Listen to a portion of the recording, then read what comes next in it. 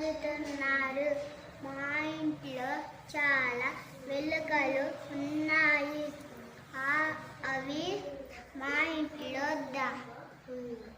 ఉన్న ధాన్యాన్ని పాడు చేస్తున్నాయి. అప్పుడు మేము ఒక పిల్లిని పెంచుకున్నాము. ఆ పిల్లి ఎలుకలను పట్టి తినేసింది. మా బాబాయికి పెళ్ళి. మేమందరం